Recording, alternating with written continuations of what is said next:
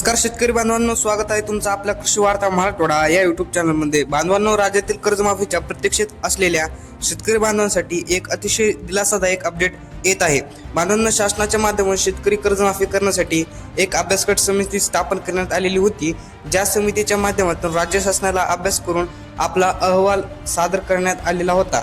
बांधवांनो, साधारणपणे 15 एप्रिलच्या 15 तारखेपर्यंत हा अहवाल सादर केला जाईल असं सांगण्यात आलेलं होतं, ज्याच्यामध्ये थोडा उशीर झाला आणि हा अहवाल राज्य शासनाला सादर करण्यात आला नाही.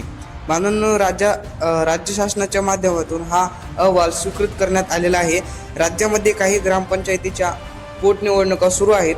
आपण पाहिलेलं होतं की 2 आमदारकीच्या निवडणुका होत्या.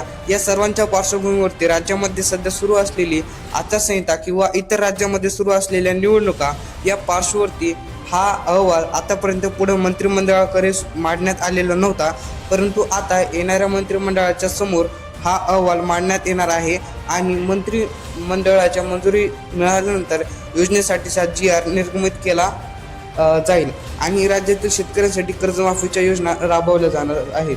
याच्यामध्ये बऱ्याच साऱ्या कर्जमाफीच्या सुधारणा करण्यासाठीचे सांगण्यात आलेलं होतं, परंतु सध्या तरी कुठल्याही प्रकारची सुधारणा करण्यात आलेली नाही.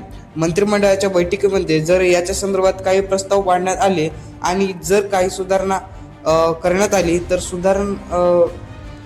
करण्यात येतील, अन्यथा राज्यातील थकबाकीदार असलेल्या 30 सप्टेंबर 2025 पर्यंत थकबाकीदार असलेल्या शेतकऱ्यांची 2 लाख रुपयापर्यंतची कर्जमाफी आणि नियमितपणे पीक कर्ज भरणाऱ्या शेतकरी बांधवांना 50,000 रुपये प्रोत्साहनपर अनुदान या कर्जमाफीच्या माध्यमातून दिलं जाणार आहे.